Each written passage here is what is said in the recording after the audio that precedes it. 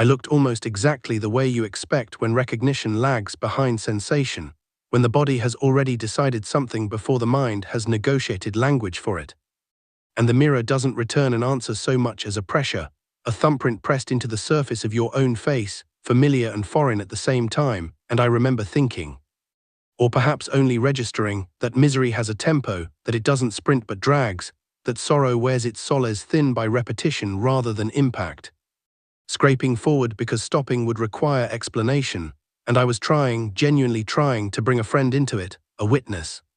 Someone to eat alongside me so the silence wouldn't feel like hunger, but what arrived instead was noise, not loud enough to protest. Just persistent enough to erase the space where thought might settle, a tapping that never became a full question, only commas, pauses, false starts dressed up as neutrality. And I said yes, because yes is what fills gaps when the alternative is being accused of absence, and suddenly I was standing inside something they call scrutiny, which is really just a room with no corners and no exits. A place that pretends to be empty while carefully arranging the light, so you appear as the object under glass rather than the person breathing. It wasn't hatred, not at first, it was that careful tone that masquerades as concern, the one that leans forward while maintaining distance. That asks half a question because the answer has already been drafted elsewhere, and you're expected to step into it like a borrowed coat, already shaped by someone else's shoulders. Names emerged distorted, timelines collapsed, intentions were compressed into caricature.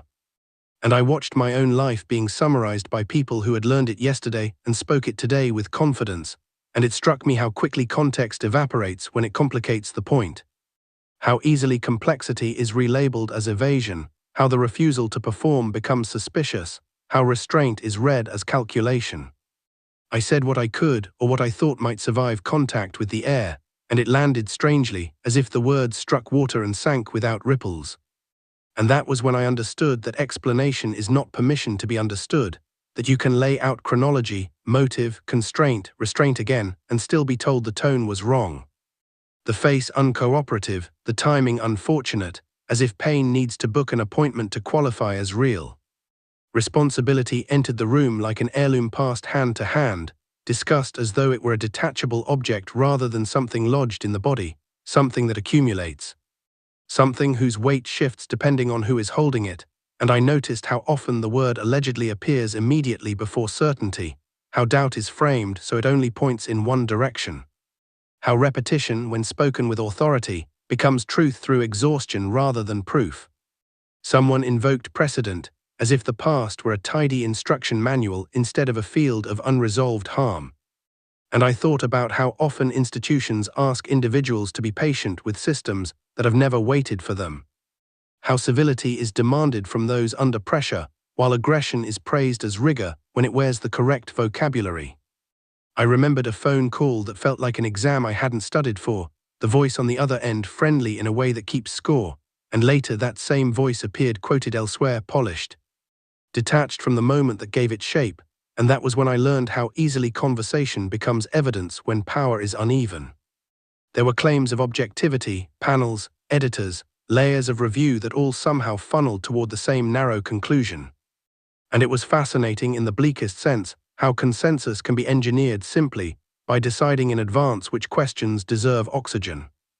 Balance was praised while the floor tilted, fairness invoked while the lens narrowed, and every attempt to widen the frame was described as deflection. As if asking for completeness were itself a confession. I was told, indirectly and therefore safely, that my reaction was the story, not what provoked it, that discomfort signaled failure of presentation rather than a problem worth addressing.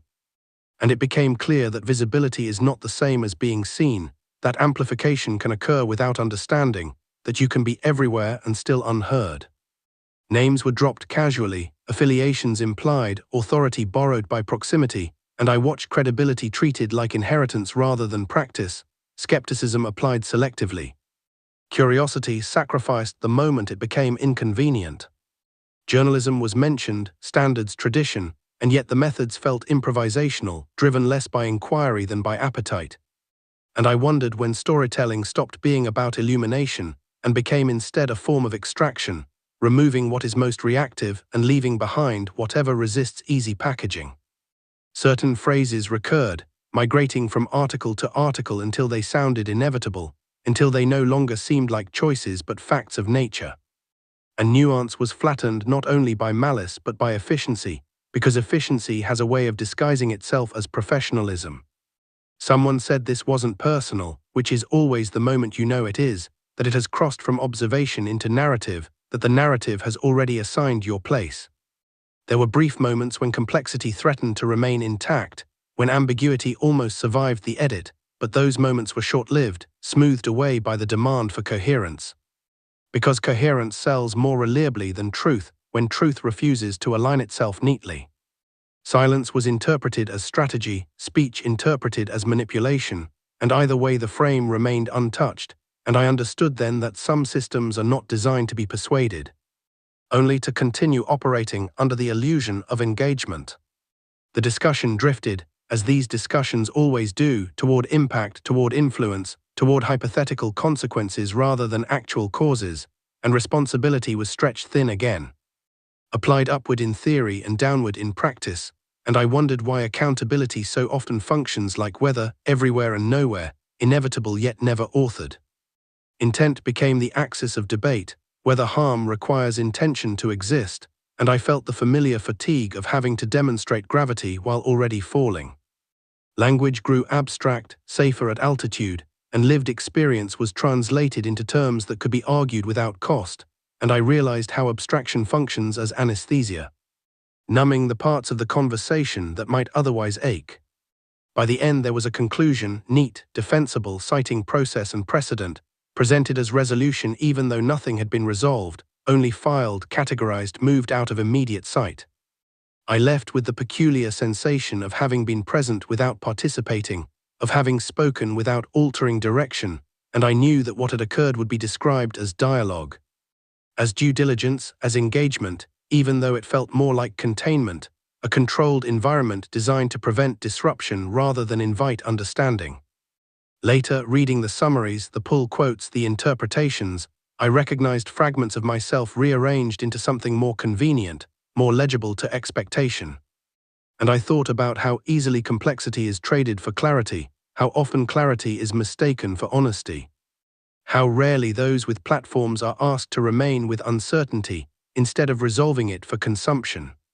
The story moved on, as stories do, carrying with it a version of events that felt both familiar and estranged, and I was left with the quieter labor of holding what could not be printed.